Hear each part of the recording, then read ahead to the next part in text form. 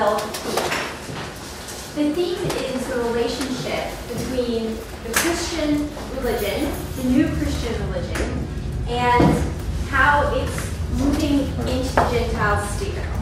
There were questions, especially earlier on Monday, about how Christians understand themselves to be a fulfillment of Hebrew prophecy. That's an interesting question, but it's not as germane to this class as the question of how Christians interacted with what were called the Gentiles.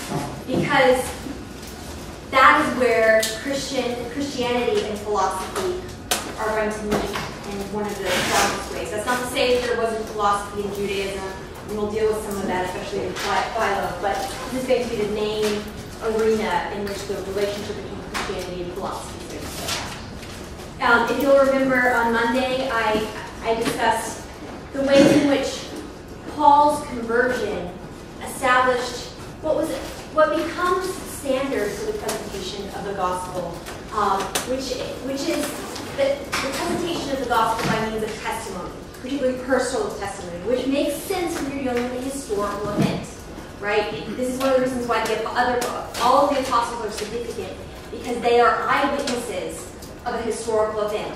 Within philosophy, we typically don't deal with history, and thus testimony, personal testimony, is not typically important. But within the Christian tradition, testimony is the only way in which you can have evidence of an event that took place. It's the nature of history. It's the nature of the evidence that you find in history. Since history plays a role in Christianity, that's going to be significant. But the reason why this is particularly significant in the case of Paul is that he's going to need to have authority in two spheres. If he's going to be the apostle to the Gentiles, he's going to need to have authority within the Jewish sphere.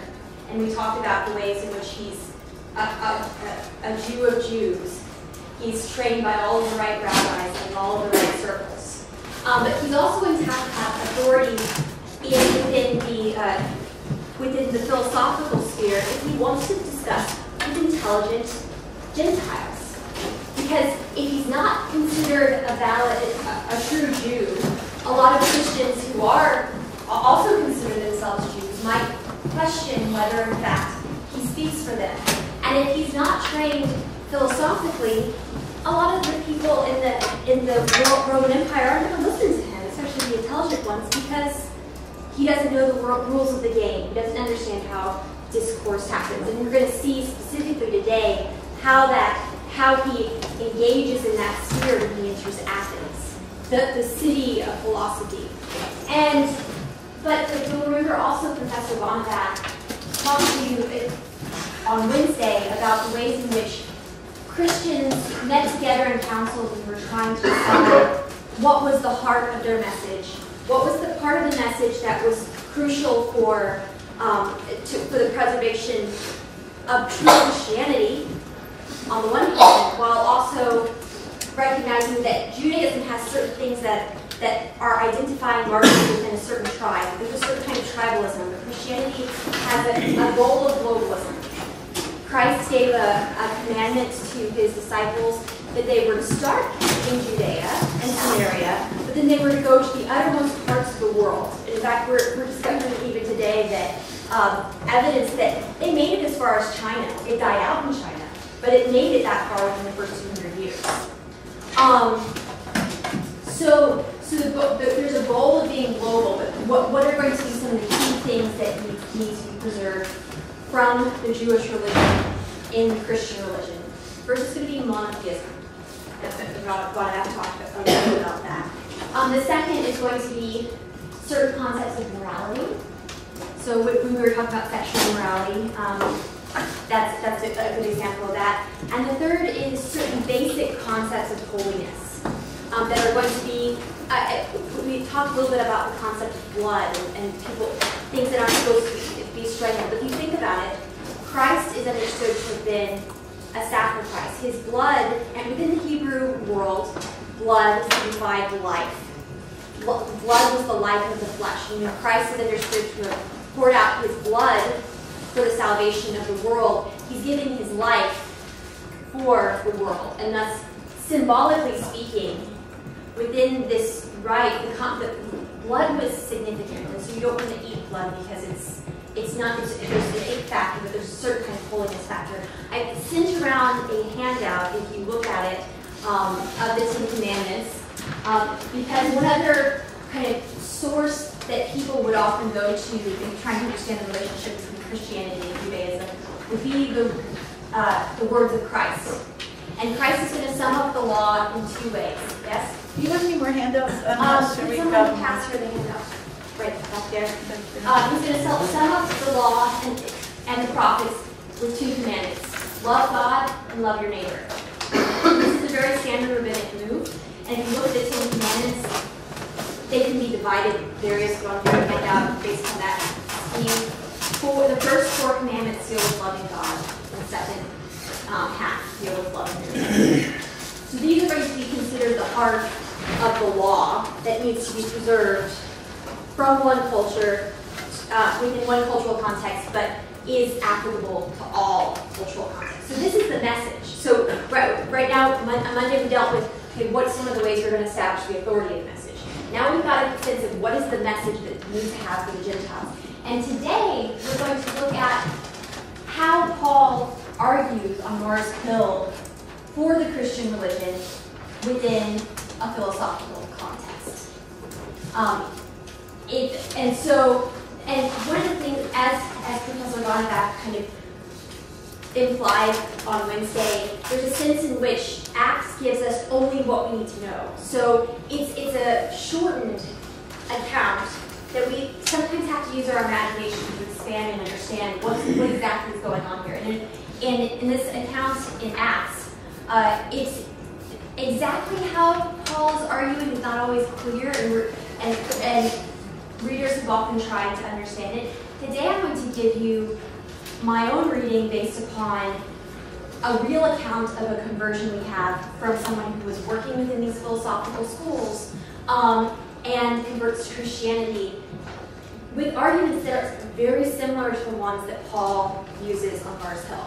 So this is going to be a way in which we can kind of historically expand the arguments that we see in a contracted form in the account in Acts 7 and 17. And so the person I'm going to be dealing with is Hilary of Poitiers. The reading is on the website if you have it. If you actually have it with you, please get it out, because I'd like us to look at it in some detail, but I won't get to it right away, but we will get to it. And if you have your handout, that would be helpful. So what I'm going to do is I'll give you a general sense of what happens when Paul goes to Athens. I'll use Hilary to explain what context he's speaking to in terms of the Epicureans and the Stoics. I'll give an account of Paul's message, how people can ask, and then how Hilary's converted using. So you can kind of, Hilary's much more expansive in terms of what kinds of steps led him using these arguments, and then we'll finally end with what's going to be the inherent tension between Christianity and philosophy. Because it's going to be Christianity and philosophy from the earliest time it's going to be, how do I put this? Most Christians who are Gentiles, who are thinking and intelligent, came to Christianity by means of philosophy. That's just the historical fact. Because people who were interested in philosophy were interested in philosophy because they just like to appear smart, because they like to argue. A lot of the people, especially in the Roman world, were looking for a reasonable, rational way to live their life. They were looking for the happy life. And if you're looking for the happy life and Christianity comes on the market as an idea, and you say, this is what I'm looking for, you're going to come to Christianity by means of philosophy. But at the very end of the reading, what we'll see, and through certain ideas we have in Paul, there's an inherent tension whereby Christianity gives a rational argument. We'll talk some more about it, but I want to put this in your head right now. If an infinite God is infinite, and that's the best kind of God that you can imagine, the idea that a finite mind can comprehend in its entirety an infinite God is ludicrous. So rationally speaking, Christianity is going to argue that it is irrational to expect God to be fully understandable by reason.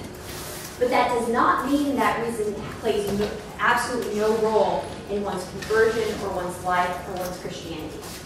It just means that it plays a circumscribed role. And so we'll see some of how it plays out as we look at the text. So the beginning of Acts 17 gives you an account, just as I described earlier, which is that Paul is going, if you remember the map, he's going from town to town.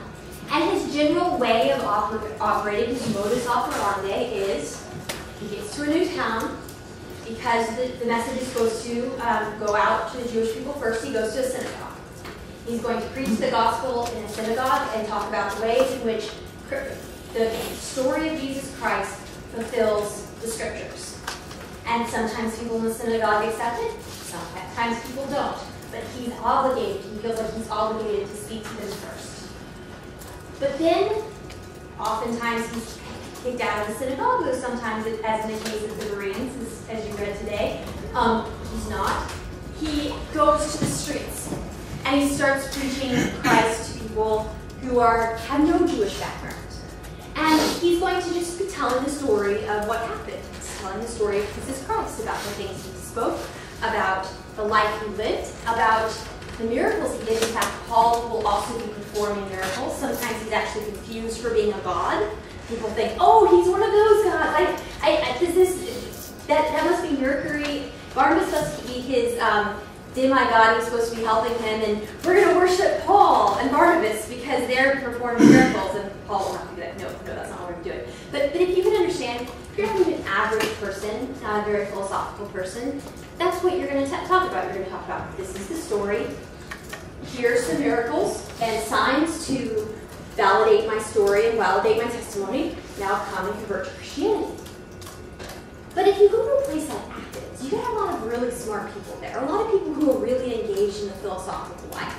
And they're going to be hearing Paul preach the story of Jesus. And they will, in Acts it says, who is this person preaching a new God?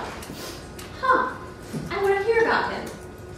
And then they're like, okay, come on, Paul, let's go to Mars Hill. And to you, you're like, what's going on? Why does he have this platform suddenly? But this is actually a very common thing in very educated societies. I mean, Alexandria is another very educated city at this time, and archaeologically we have lots of little arenas where if a new teacher came into town and people wanted to hear him, they'd all get in this little semicircle kind of amphitheater, and the guy would come up and just preach his philosophy, and everybody would be like, I mean, they don't have television, right? Like, what else are you going to do? You don't listen to people give new ideas. At least it entertains you.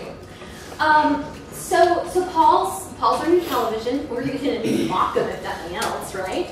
And Paul says, "What's his opening line?" This is translated very differently, but I tend to like the older translation. I'll tell you a little bit more about later. I perceive that you are altogether too superstitious. Now, what does he mean by that?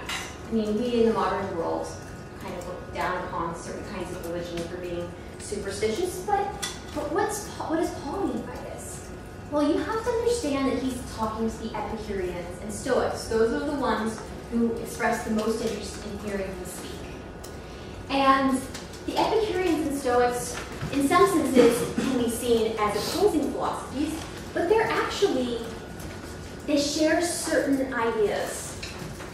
One idea is that they're interested in the here and now. They're kind of interested in theology, but they're interested in how life should be lived.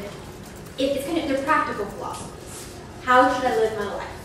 And they're both practical philosophies that are inherently judgmental of the Greek and Roman culture because it seems too superstitious. They both consider and so the only question is, the main question they have is, what is too superstitious and what's reasonable? That's going to be where they're going to start to argue. So, and Hillary is going to, I'll talk a little bit about how Hillary encounters these for a second, but I want to toss this out to you guys. What's an Epicurean? If you want to give just a basic definition, at least even as we understand it today, what's an Epicurean? basically that you're in the here and now, and that you should seek certain pleasures over pain, and that's how you determine right from wrong. But the Epicureans differ from today's society because they didn't put a high premium on, for example, sexual activity. They put a premium on intellectual activity and gaining of through the material world, through pleasure. But they have more aesthetic pleasure. Okay, so they're aesthetic, and they're pursuing pleasure rather than pain. How can I optimize the most amount of pleasure and avoid the most amount of pain? We do that today. We're interested in that. We're interested in how can we attain that? What are some other aspects of the Epicureans? And if anybody knows, can think off the top of their head of an Epicurean, let me know too.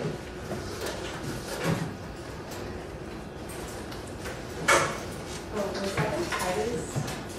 Yes. Oh no! I thought you said Epictetus is actually a Stoic. So hold that, and when I talk about Stoics, talk about that. Okay. I think I might be guessing, but is it only that all of life is just going for pleasure and there's really no meaning, higher purpose? Yes. Yes. But were they also inherently critical of the licentious abilities of the? Yes. They're very critical of the licentious sexual mores. Go ahead. They're also materialists. I don't think they necessarily believe there's a soul or an afterlife. Yes. Yes. It's interesting. Go ahead. Oh, is it kind of like a hybrid like type of humanism mixed with like maybe a form of nihilism, kind of? That's a good way to describe it, I think. So it's interesting. A lot of we now have through, I think it's in Herculaneum or Pompeii, we found a lot of our textual evidence for Epicureanism, even though it's originally a Greek philosophy, is actually in the Latin world with Lucretius. And so Lucretius writes this poem on the nature of things, and some people consider him one of the first atheists because he actually describes how the worship of the gods and the pursuit of theology is destructive in society. It's and he basically says that the world is like, it just happens by chance. And the reason it can happen by chance is that, like letters in an alphabet, there are only so many combinations. And given a certain amount of time, they can form words and sentences. You know? So he was one of the first atomists. He might have been considered an atheist. He might have not said he was an atheist so much as a deist, because it's like, if the gods exist, there's no reason for us to.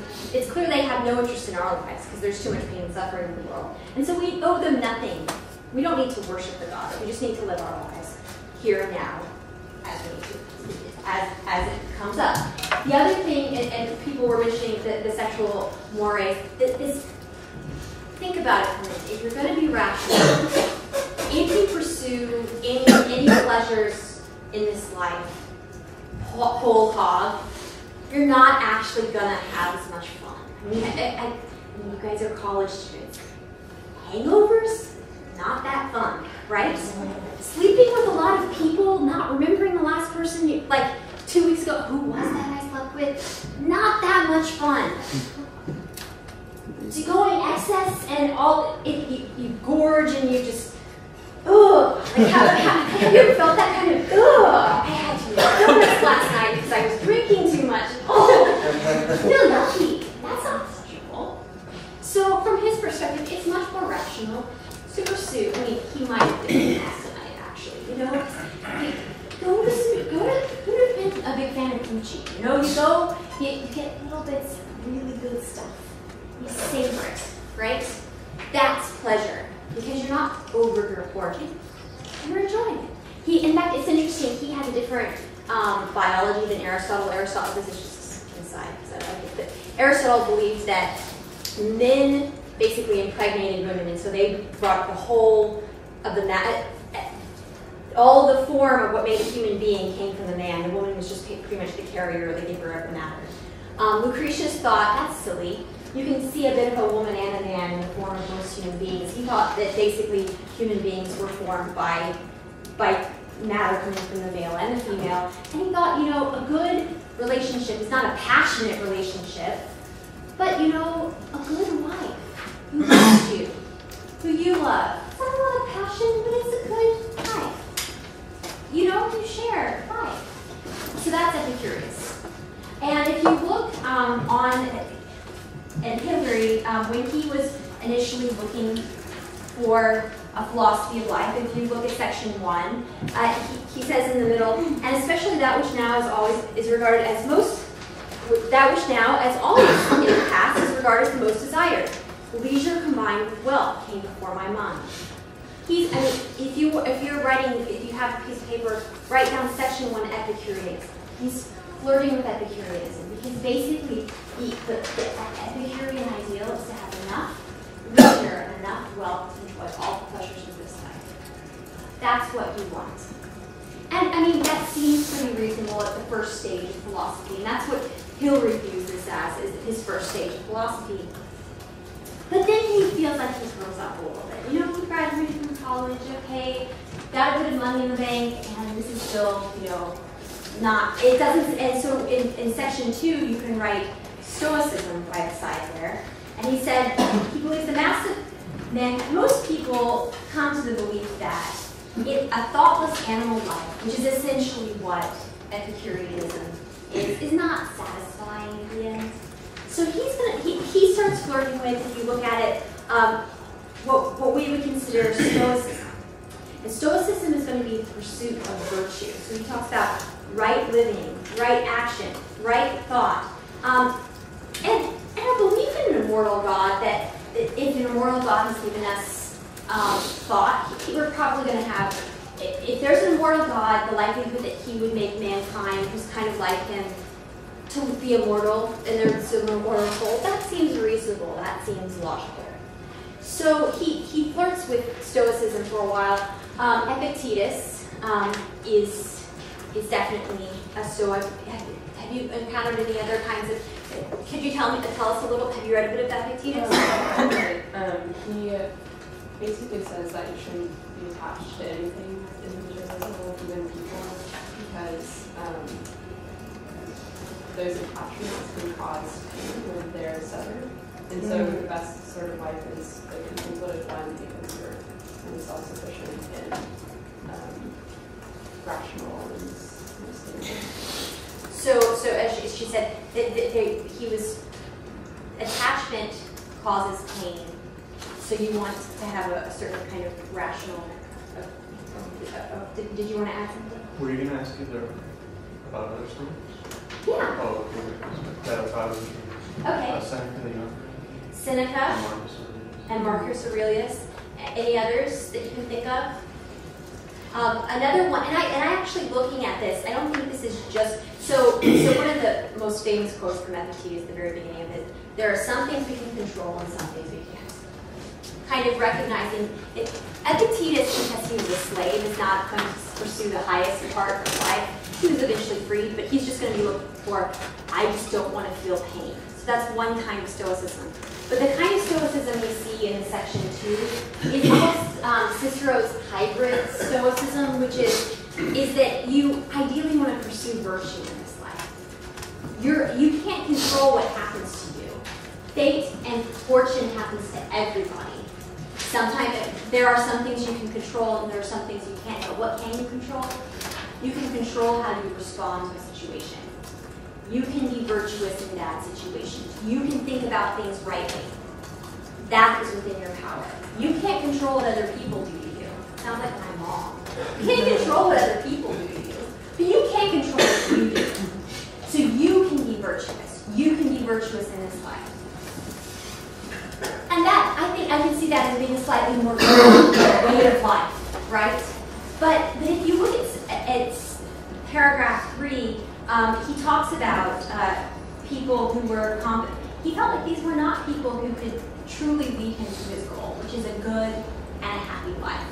That they were kind of preaching platitudes, it felt like sometimes. Okay, I got it, learned it, moved on, but I feel like I'm still something more to life than even just living it well and virtuous living. I think, and what he thinks is that he's actually eager for something to know God. He's eager to know God and to worship Him truly and rightly. That's what the kind of decision that that's what he decides to really seek. So he's kind of moved through several of the philosophies in life, and that's where I'm going to leave you, and then we're going to pan back to Paul. So like, if you can imagine, that's kind of what, before I pan back to Paul, rewind. He's looking for a good God, and so he comes to the idea that this God is going to be there are several options for what kind of God you could look for. We talked a little bit about this, about the philosopher's God, but let's look at this really quickly. In your notes, you can put options for theism. Options for theism. Okay, so what's one option for theism? Because if we're sure, if the Epicureans and Stoics are going to agree that right now, current Roman and Greek thought is too superstitious. But if a lot of these people, they try to live in the here and now, they're still interested in what is the nature of God. What's one way of thinking about God? The Neoplatonic view of this abstract unity that has like a higher degree of ontological reality, say things in the material world Yes. that express more like. So he could be a unity or a being. And as we talked about, he's probably kind of a perfectly good being. This is a quite Platonic way of understanding who God could be. One way that people had a tendency to throw out, but was still a real life option on the table. You can look at section 4. You can write various theologies, because yes, a lot of philosophies in the ancient world had a theology that is an idea of who God was. So section 4, what's another option? Or just use your mind for theism.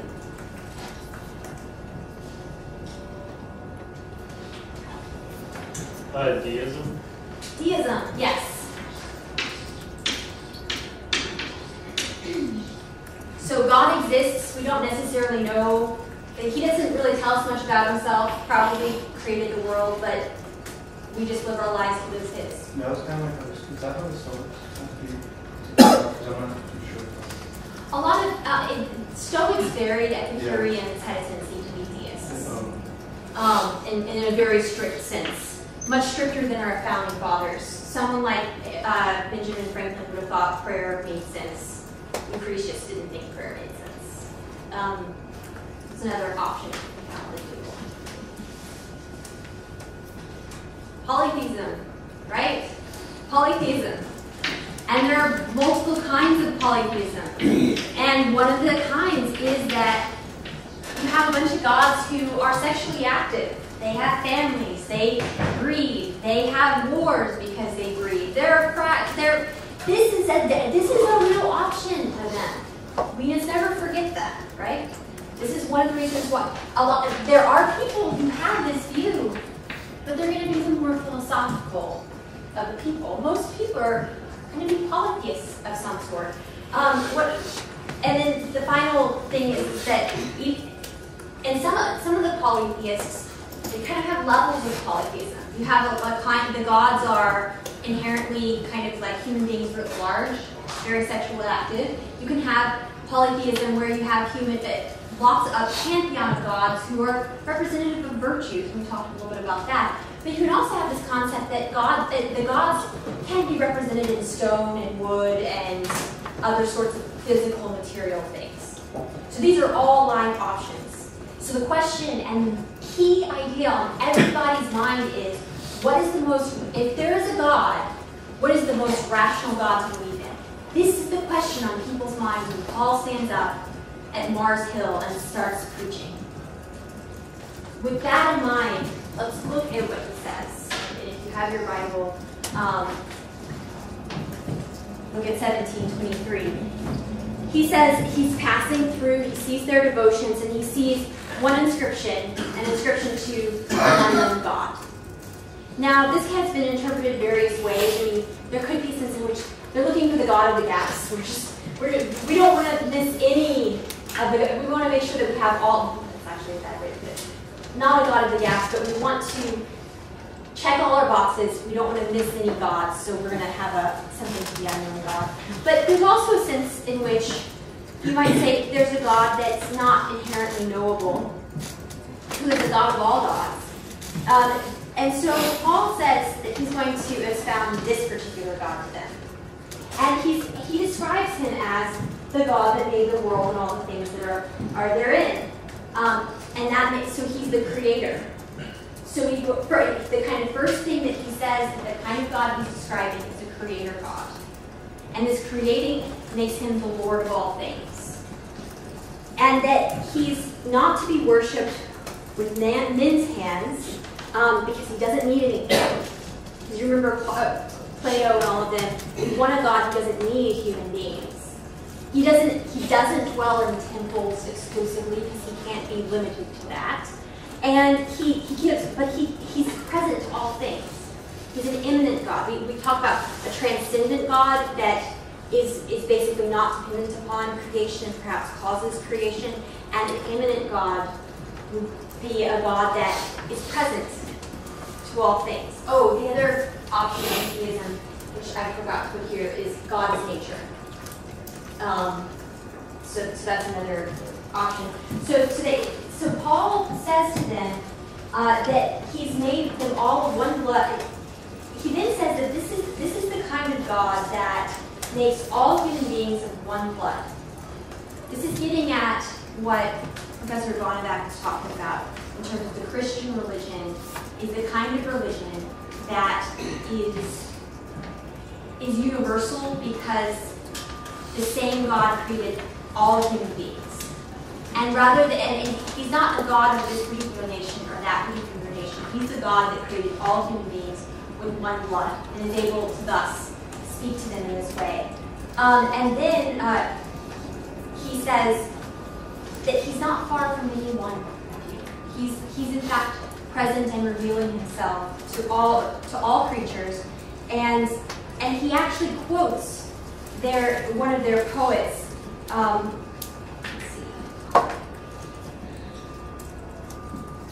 For in him we live and move and have our being, as certain also of your poets have said, for we are his offspring. So, for us, some of this doesn't seem like an argument because it seems, well, he's just making a list of attributes. But I hope what you'll see in some of what I've been talking about today is that when you're talking about God in this kind of context, you have to define your terms.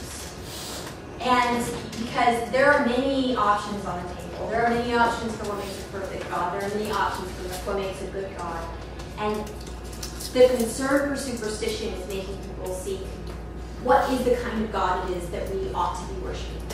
So the rationality of how you choose a God is looking at the options of attributes and saying, this seems rational to me that a God who's truly good would be this way, or this doesn't seem rational to me. And in some sense, that doesn't seem like reason to us. But to them, it was reason. It was the best they could do in terms of how else are you supposed to look at God other than to say, I have a fundamental intuition that this is better than this. That's about all you can do. Go ahead. I was just wondering, I haven't read any, but I've seen some books here lately. They seem kind of more like popular. They're becoming popular that kind of show a correlation with between Buddhism and like maybe some of the ideas in Christianity. And I don't really know how it expresses that, but I mean, the same thing can evolve in two different cultures. Like the idea of like it's not good to murder someone can evolve separately, independent. But was there an influence of Buddhism in this part of the world? This is a really good question. I think Buddhism comes slightly after this historically. I'm not an expert in it, but this is a recurring question. It's becoming more popular now, but as long as religious studies have been kind of considered a discipline, the relationship between religions and how much you can consider them to be analogous is a question. And And part of that's going, and how you answer that question is in part going to, we're finding more and more. Go ahead. There are reports by historians of Alexander's conquest that a group of Greek philosophers went to meet with people the historian describes as the naked philosophers, meaning the Indian philosophers who presumably didn't wear much beyond loincloths or something. But anyway, at that time, there was real interaction between Greek philosophy and Indian philosophy, and we don't know very much about it, but there are such parallels between Stoicism and Buddhism that it's easy to conjecture that there was an exchange of ideas at that point. And there are a number of other indications on both sides that there was mutual influence. But that's really about all historically that we know about what interaction took place. So we know there was some. You can just kind of say that maybe, because they had some of these similar ideas, that maybe that they were passed on. But Yeah. they could have just as easily been co-dependent or independent of each other. Thank you. Yes, that's exactly it. When we look at history, we can say, okay, is this causative, or did people? Is this kind of a innate part of being human that we think in certain ways? And mysticism, which is kind of in terms of asceticism and practices of understanding and ascending to the divine, is definitely one of those areas where people are like, okay, how much of a correspondence might we have between these two things? Interesting question. We probably should bring that up even further. But for now, what I want us to do is let's switch back now to Hillary and the accounts that he gives of his conversion, because if you can kind of see how a man is going to come, like I said, it's hard within the Acts context to know. Okay, Paul preaches this God.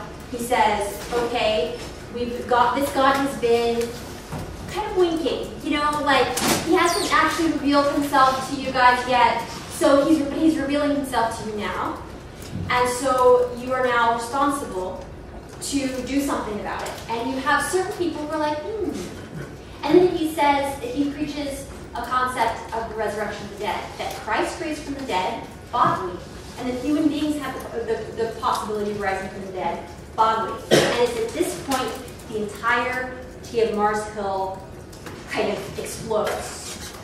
Some people start mocking, and some people are like, ooh, we should hear more of this. Why does that happen? Because a lot of the people who he would have had the most in common with, who were thinking of God in terms of a perfectly good, unified being, were also quasi-Gnostic, which is they believed that the physical world wasn't really worth, it was a lesser reality and it wasn't necessarily worth redeeming. So he's just kind of switched it. He has a bunch of people who are mostly materialists who are now interested, and he has a bunch of people who would have been on his side the way he was describing God, who are now like, that's stupid. It's not, I mean, clearly this physical body is not worth saving. What are you talking about? So you're going to have this, but we don't have, but it says that some people converted. And so we'll look at Hillary and see how someone might have converted. So if you look at section 5, 6, and 7, you see him initially actually starting with the Old Testament. He's doing something interesting. Hillary comes across a piece of the Old Testament, and the way he's reading it is the way a philosopher would read the Bible. He's saying, what kind of God is being presented in the Old Testament? And he picks out 3 clear key scriptures in it that seem to describe this God, and he raised them. Is this a rational way of thinking about God, or is this an irrational way of thinking about God? The first is going to be Exodus, where God reveals himself to Moses through the burning bush and says, I am that I am. And this is rational to him. He's already bought into this idea. Here we go, have the Jewish scriptures saying that God is being.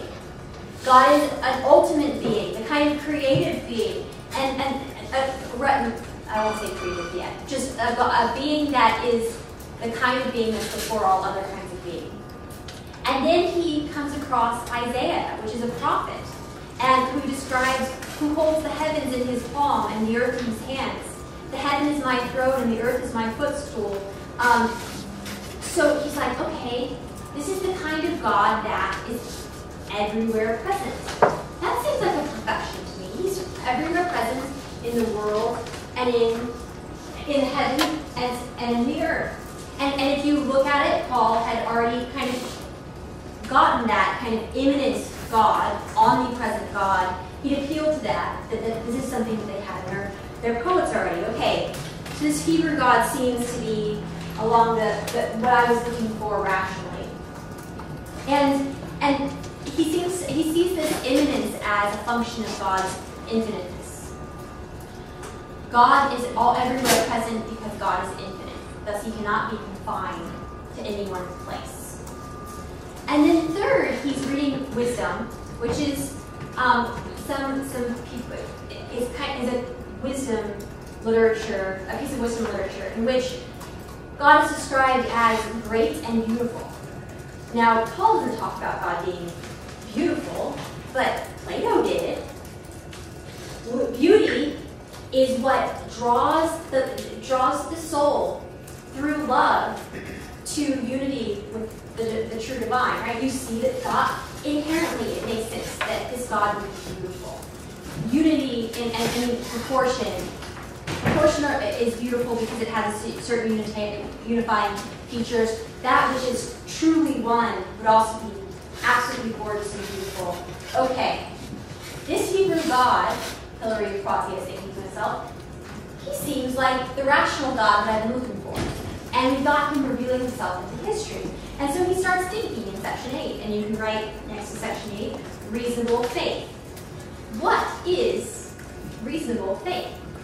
And he defines it in the last sentence. For a reasonable faith is akin to reason and accepts its aid, even though that same reason cannot cope with the vastness of eternal omnipotence.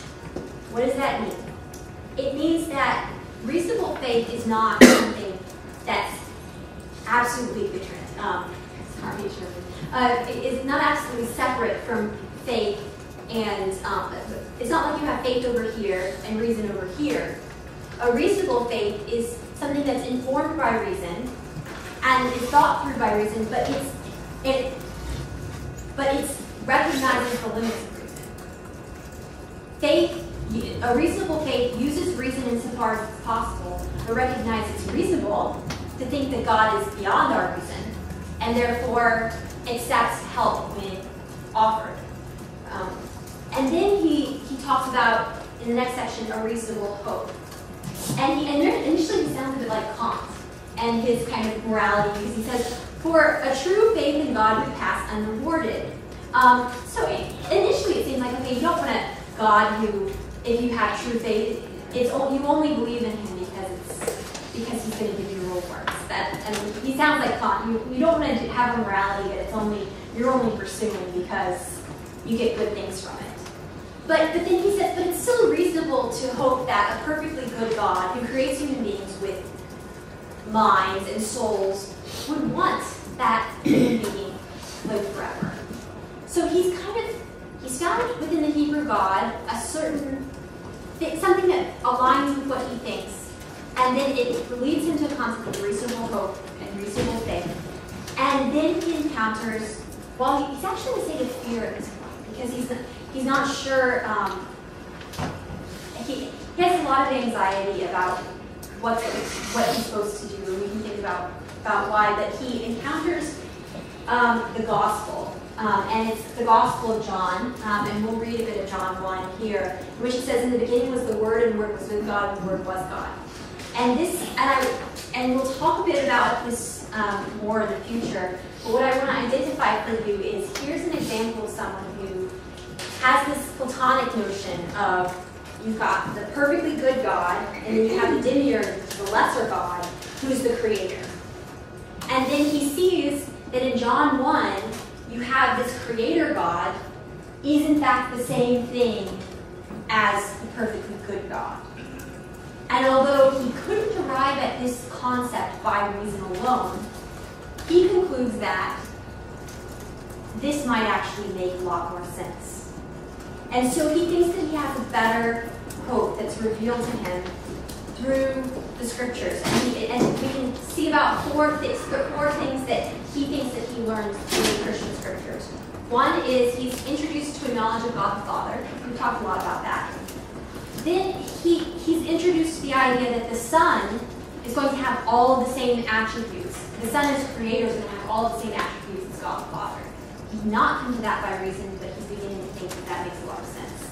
And the third thing is that very few attain this knowledge of faith. But the fourth thing is that those who come to faith in this God come to it by willing choice, not by compulsion.